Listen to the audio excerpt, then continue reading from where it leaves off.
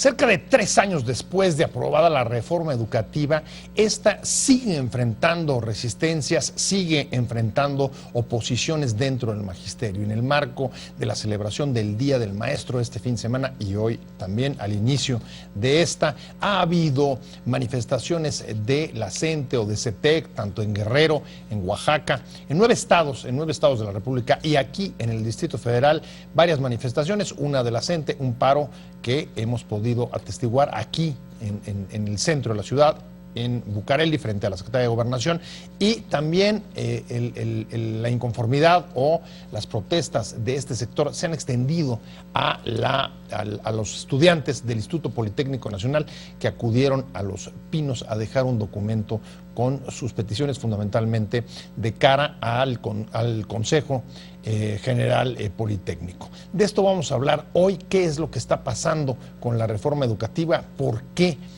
las resistencias, dónde están las principales demandas, cuáles son los puntos que demandan las distintas organizaciones de maestros y cuál es la perspectiva hacia adelante de esta que ha sido señalada como una de las reformas, columna vertebral de esta administración y quizá una de las más relevantes para el futuro del desarrollo del país. Soy José Buendía, gracias por estar con nosotros en este programa en el que todas las ideas se pueden cuestionar siempre que se debatan. Vamos a ver unos datos de contexto para entrarle, para abordar la discusión.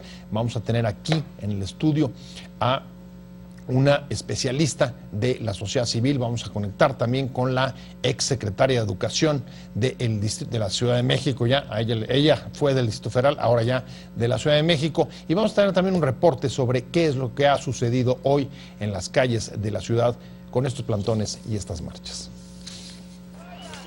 Integrantes de distintas agrupaciones magisteriales se manifestaron en varias ciudades de 9 estados del país dentro del marco del Día del Maestro, y la CENTE decretó un paro indefinido contra las autoridades de educación y la reforma educativa. La Coordinadora Estatal de Trabajadores de la Educación del Estado de Guerrero marchó en Chilpancingo, el CENTE en Cuernavaca y la CENTE convocó al paro de labores en Morelos, así como la toma de edificios públicos y un plantón en la Secretaría de Gobernación. Los maestros también se manifestaron en Oaxaca, Querétaro y Guanajuato.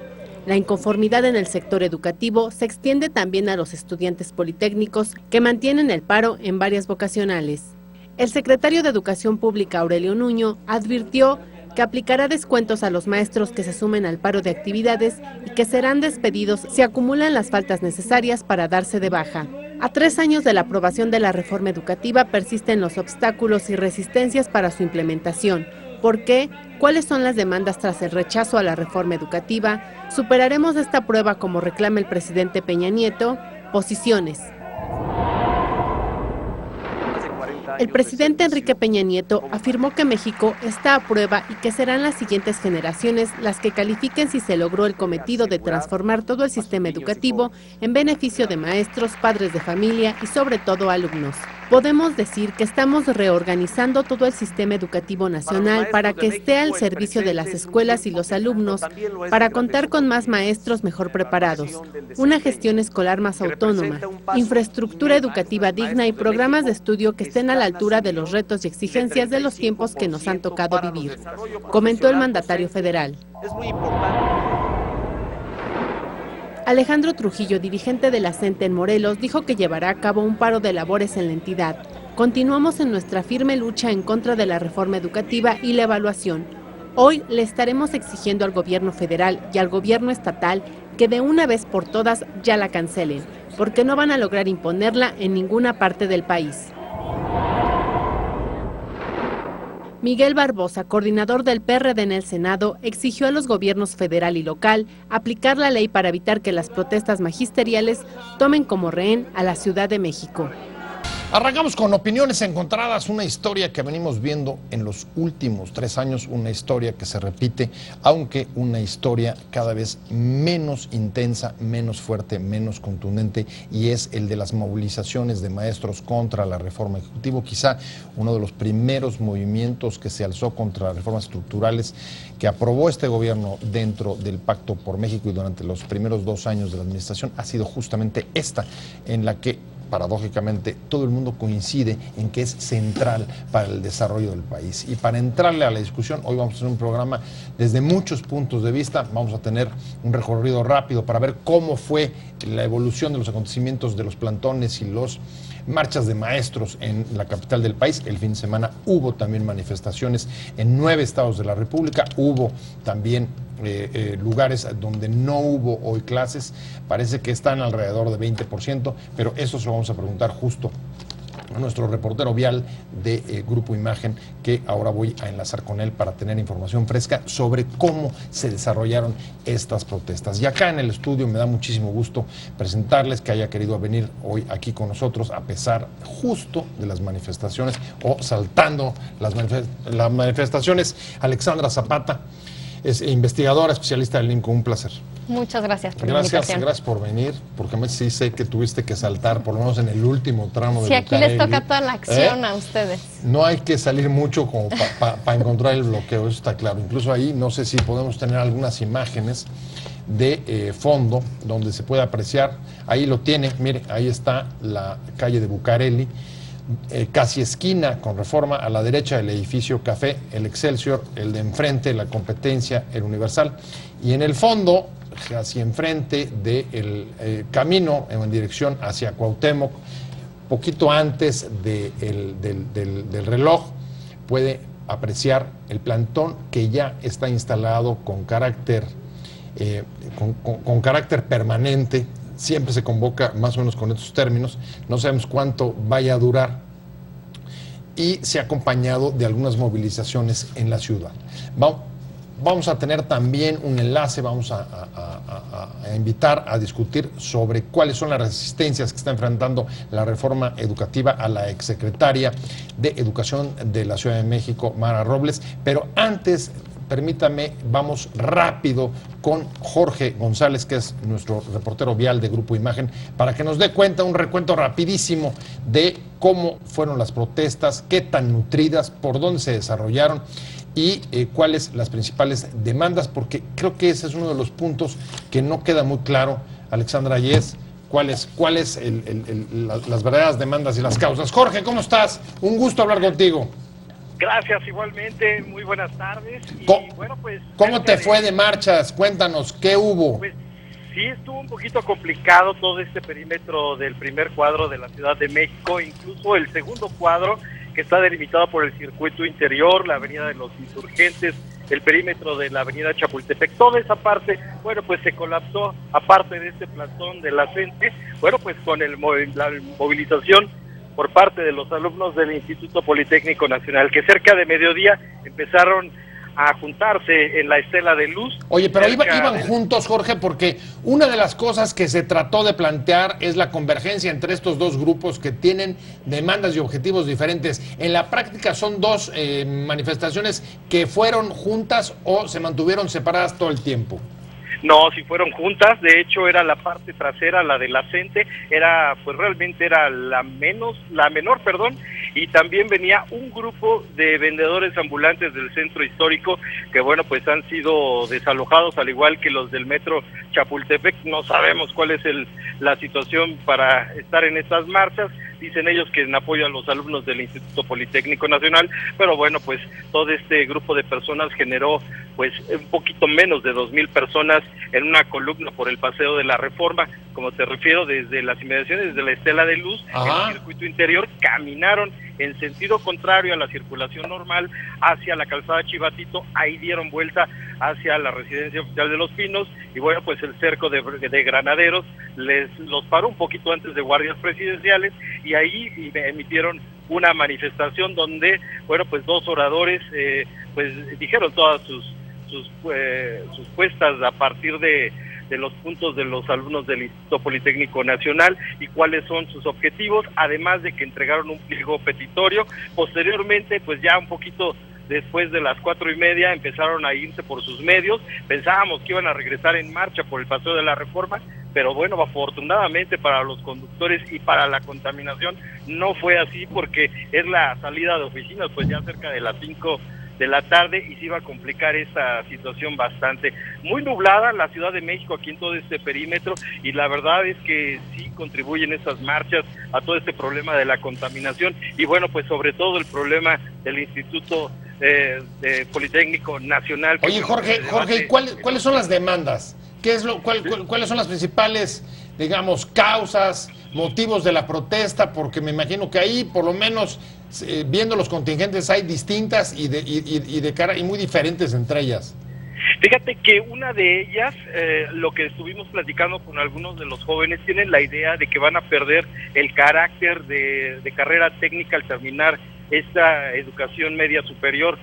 Bueno, pues dejaran el sistema como está y que no le hagan ninguna reforma para que ellos, bueno, cuando terminen tengan el carácter de profesionales técnicos. ¿Y la CENTE? ¿Cuáles son las demandas de la CENTE? No, bueno, la CENTE venía únicamente para rellenar esta marcha, al igual que los vendedores ambulantes, era ya la última parte de esta manifestación. Yo creo que no llegaban ni a 300 personas entre estos dos grupos, la mayoría sí eran alumnos del Politécnico, o bueno, eran jovencitos que venían con su camisa del Politécnico caminando y gritando precisamente por reforma. O sea, digamos que es quizá, cuéntamelo tú, de las manifestaciones de este tipo, de las menos nutridas que has visto en los últimos 3 años. No, sí es regular, digamos, eran 1,500 jóvenes estudiantes, más unos 300 que venían en apoyo, digamos, de la CENTE y los vendedores ambulantes. No era tan corta la marcha, pero sí venían caminando a una velocidad, digamos, no profesional, porque los manifestantes profesionales van el famoso paso gallo-gallina, que es un pasito adelante y otros se van parando, un pasito adelante y otros se van parando. No, ellos venían rápido. O sea que, digamos, fue regular. Regular, exactamente. Jorge, pues te agradecemos mucho tu reporte y si hay cualquier cosa, volvemos a enlazar directamente contigo para que nos comentes. Claro que sí, y cabe señalar que, bueno, pues la CENTE no se ha retirado, sigue cerrada Bucareli y esto pues no tiene para cuándo. Saldo blanco hasta ahora, ¿va? Saldo blanco. Muchas gracias, Jorge. Muy buena tarde. Buena tarde. Pues ahí tienes un recuento de lo que pasó junto con las manifestaciones durante el fin de semana, Alexandra, y la verdad es que lo primero que salta a la vista es, después de casi 3 años, siguen enfrentando resistencias y rechazos dentro de la comunidad de los maestros, aunque habrá que diseccionar porque hay muchas demandas ahí de distintas agrupaciones y de distinta índole. ¿Cuál sería tu primera valoración? ¿Por qué no logramos, digamos, todavía superar estas resistencias? Mira, José, yo diría que lo primero que salta es la capacidad de movilización de estas personas es cada vez menor, incluso hablando de los estados en los que ellos tienen la mayor fuerza, que es Chiapas, Michoacán, Oaxaca. Incluso en estos estados no lograron que se cerraran las escuelas en su totalidad. Vimos imágenes el día de hoy de escuelas en donde algunos de los liderazgos de la escuela cerraban la escuela. Hubieron maestros que afuera de la escuela estaban dando clases a sus chavos. Ah, eso sí, esa imagen la vi. Y eso realmente demuestra el compromiso de la mayoría de los maestros a favor de esta reforma educativa. Yo creo que tenemos que empezar a hablar del lado positivo, de las grandes mayorías que ya, en cierto sentido, ya le dieron el golpe a este cambio en el sistema educativo y que sí están entendiendo que a partir del 2013 hay reglas claras, sanciones y un sistema que es mucho más justo para ellos también. Teníamos un sistema que estaba completamente cooptado por los intereses de las cúpulas sindicales y entonces un maestro que trabajaba, que era bueno, que sí sabía de su materia, no tenía las posibilidades de crecer dentro del magisterio si no era a través de favores a estos líderes. Entonces creo que para ellos esta es una reforma muy justa y eso se refleja con todos o la gran mayoría que sí está apoyando esto. Creo que también se han aplicado reglas claras y creo que el insistir en que si un maestro se ausenta 3 días consecutivos sin justificación, se va a dar de baja de la nómina. Es una regla muy clara que se tiene que seguir insistiendo en que eso se va a hacer así. Tendremos que ver qué pasa el miércoles o jueves si tenemos todavía maestros que siguen en las calles. ¿Qué vamos a hacer con todos esos maestros y cómo los vamos a reemplazar en las aulas? Ahí hay varios temas que ponen sobre la mesa, pero déjame saludar a Mara Robles, que ella es exsecretaria de Educación de la Ciudad de México. Mara, un placer que estés con nosotros. Muchas gracias por tomar la llamada. No, hombre, muchas gracias por compartir con ustedes. Antes de irme a un corte, comentarte aquí, lo que hemos visto es que en efecto las manifestaciones han sido menos nutridas que las de las últimas 2 o 3 años. ¿Cuál es tu valoración? ¿Es las resistencias están siendo vencidas hacia la reforma o cómo lo valoras?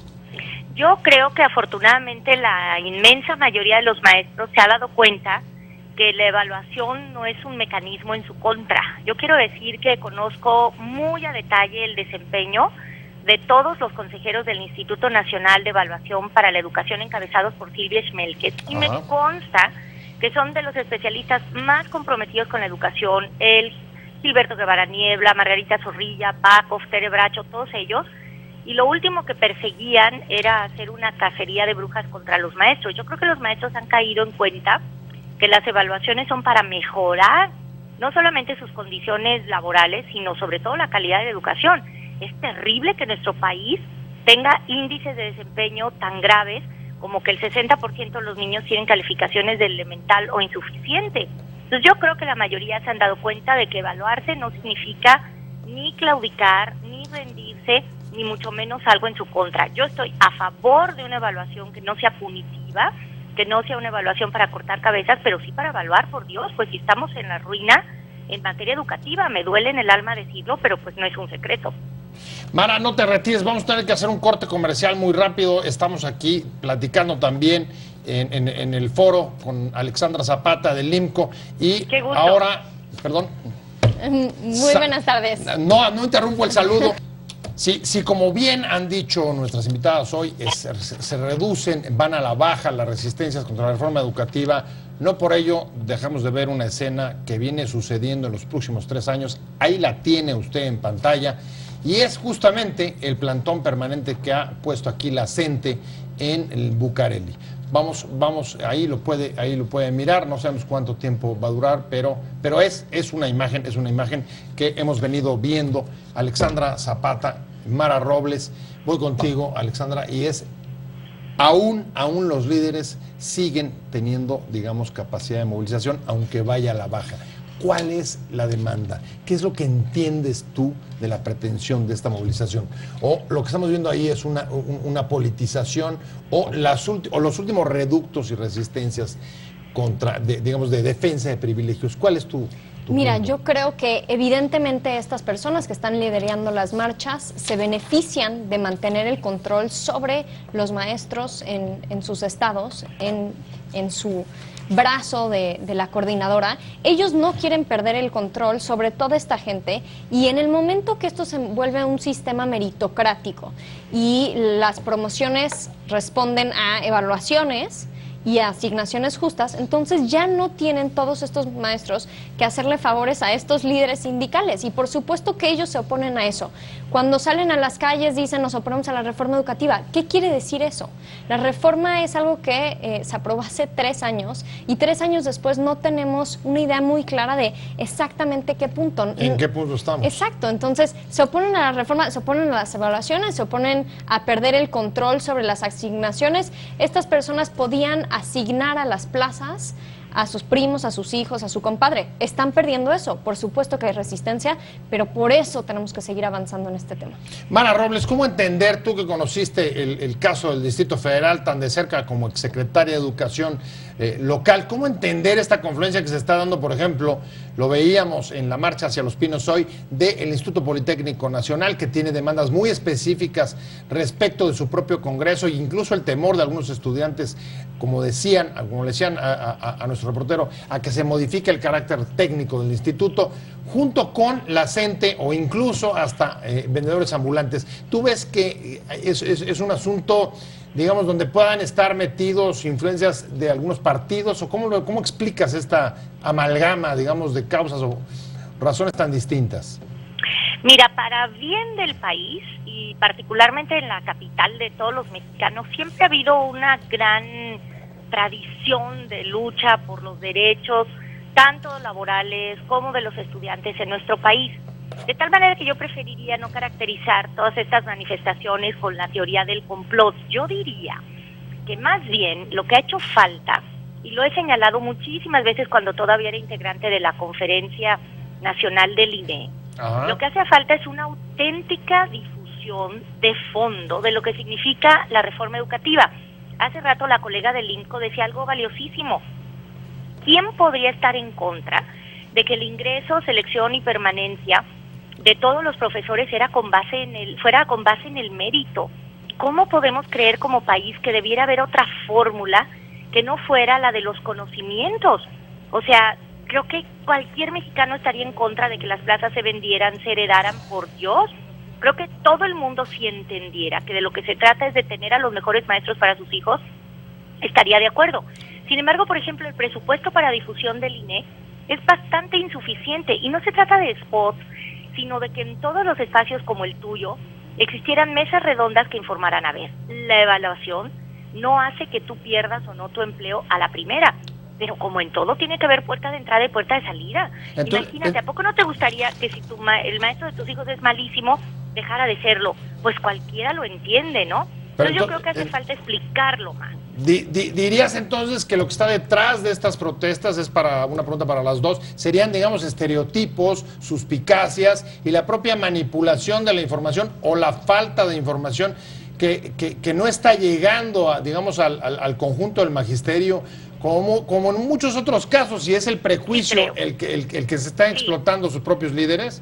Sí creo, y creo que lo que ha venido ocurriendo es que la mayoría de los maestros y la mayoría de la sociedad ha venido entendiendo cuál es el auténtico espíritu de la reforma. Mira, a lo mejor algunos amigos míos podrán criticarme y decirme, Mara, pero esto no es una reforma educativa y tú lo sabes, es solamente una reforma laboral. Bueno, pero perdón, era imprescindible que, insisto, el único método de entrada, de permanencia y de salida del magisterio fuera el mérito. O sea, no hay manera de que sea otro. Como no nos gustaría que nos operara en una cirugía un médico por ser compadre de no sé quién. O sea, nosotros queremos que nos opere el médico que sacó la mejor calificación en el examen nacional, ¿cierto? Ahora, también yo les quiero decir que efectivamente en nuestro país todavía se incumple la ley en muchos terrenos. Ustedes saben que la Ley General de Educación, el 2.5% en educación superior y al menos el 1% en ciencia y tecnología. ¿Y qué creen? Esto no se cumple. O sea, todavía es necesario que haya más recursos para la educación en nuestro país, pero sobre todo que lo echemos por calidad en la educación. Fíjate, es patético que en nivel básicos en la primaria exista cobertura al 100%, pero eso es una gran conquista que yo diría que viene desde la revolución, pero los niños no están saliendo sabiendo leer y escribir, no están sabiendo las operaciones matemáticas básicas. Eso es gravísimo para esos niños, para todo el país, y lo tenemos que remediar. Bueno, con decirte que no existe en nuestro país educación artística, tenemos el nada honroso primer lugar de obesidad y sobrepeso infantil, y sin embargo todavía se discute si debe llevarse o no la comida a las escuelas. Entonces yo creo que es urgente transitar al fondo del asunto, al corazón de la reforma educativa, que quiere decir qué se enseña, cómo se enseña y cómo distribuimos los recursos. Ahora, lo interesante ahí, y te pido que no te retires porque voy a tener que hacer una pausa rápida comercial, pero lo interesante ahí es saber, podemos continuar, perfecto. Es saber, Alexandra, voy contigo, ¿en qué punto se encuentra la reforma que hoy las protestas siguen rechazando? ¿Dónde estamos? Porque decía Mara, hay que ir al fondo de la reforma educativa, al corazón, que es la evaluación, etcétera. ¿Y dónde estamos? Mira, retomo nada más el comentario que hizo sobre la falta de comunicación estratégica. Creo que no es solo para los maestros, creo que también hace falta comunicación a los padres de familia. Todos esos papás necesitamos que sean grandes aliados en proteger la reforma y hacerla avanzar, en particular en algunos de estos estados en los que tenemos más problema con la coordinadora. Ahora, también hablamos de gasto en educación. Me parece que una de las cosas que deberíamos de tocar cada vez que se menciona incrementar el gasto es cómo podemos eficientar este gasto en educación. Nosotros en el INCO justo exactamente hace 2 años publicamos un reporte de irregularidades en la nómina docente. 2 años después seguimos con muchísimas de esas mismas irregularidades. Entonces, no se trata de gastar más, sino gastar mejor en muchos sentidos, y es el caso en particular del tema educativo. Entonces, ¿dónde estamos parados? Va marchando. Ya se han aplicado las evaluaciones, no solo de promoción, como se mencionaba, de ingreso.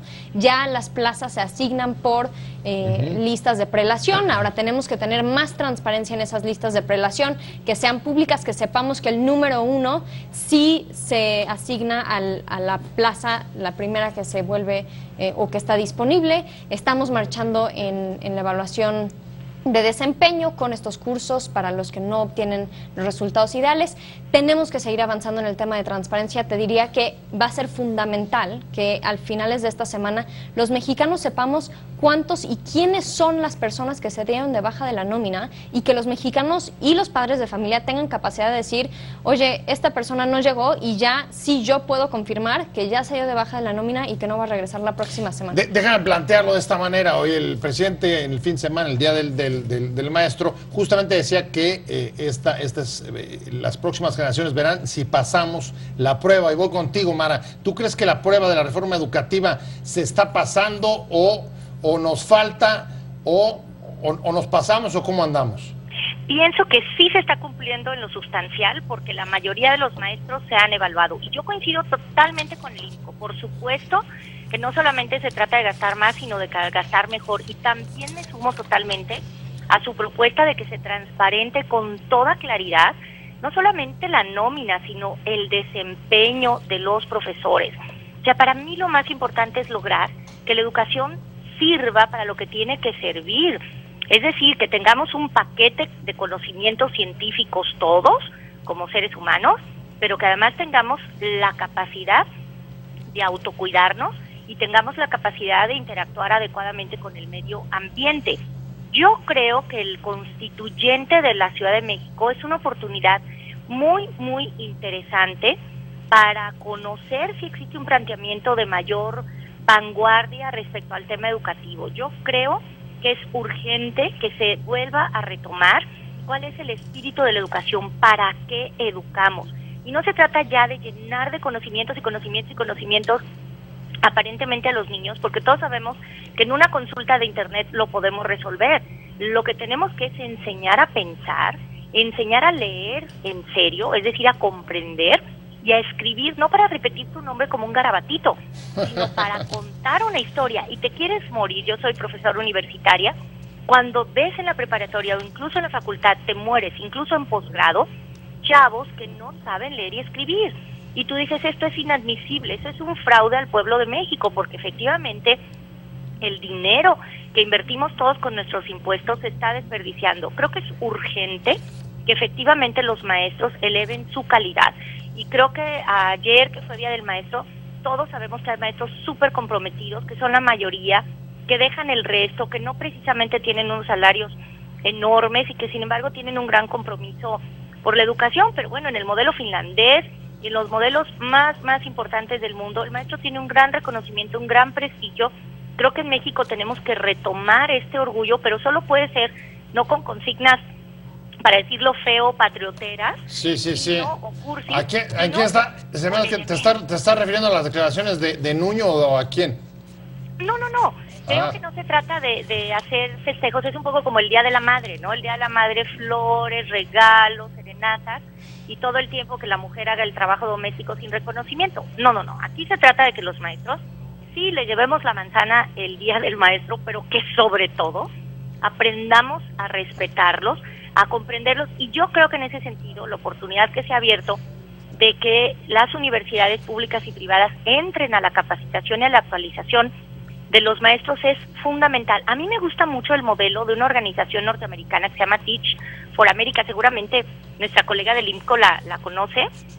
No solo la conozco, pero conozco también la iniciativa aquí en México, que es extraordinaria, México. Enseña por México. Estamos hablando sobre la reforma educativa, dónde estamos después de 3 años y qué significado tienen las marchas que hemos visto durante el fin de semana en 9 estados. Y hoy en la capital del país, incluso como le hemos venido mostrando el plantón permanente que la CENTE ha vuelto a colocar frente a la Secretaría de Gobernación, y estamos hablando con Alexandra Zapata del IMCO y con Mara Robles, que es la exsecretaria de Educación de la Ciudad de México. Me quedé contigo, Alexandra, y digamos, te veo optimista. Tus puntos de vista, a diferencia de los últimos 2 años, son, digamos, de un avance, de mayor avance de parte de la reforma, pero el tema de fondo es cuando comiencen a tener consecuencias las evaluaciones, ¿cómo se van a, digamos, a sustituir a los maestros que no puedan permanecer?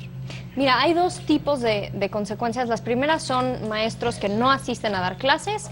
Las reglas son muy claras en este sentido y se tiene que aplicar la ley con mano firme. Un maestro que no asiste 3 días consecutivos se da de baja de la nómina. Eso es un reto, dependiendo de cuántos maestros estén en esta situación al final de esta semana, y va a ser fundamental que podamos monitorear esto. Tener muy claro qué maestros faltaron, cuántos días, de qué escuelas, y que toda esa información sea pública. ¿Y hay capacidad de eso? Eso es lo que tenemos que analizar. Los institutos estatales en Oaxaca, en Michoacán, en la Ciudad de México, van a tener que monitorear, casi hacer un levantamiento de datos en todas estas escuelas y verificar que se esté respetando esta ley, porque solo respetando y con mano firme podemos seguir mandando una señal muy clara de que esto ya no es aceptable. Sí, porque además es un punto clave, ¿no? Es la clásica, Mara Robles, de hágase la ley pero no se cumpla.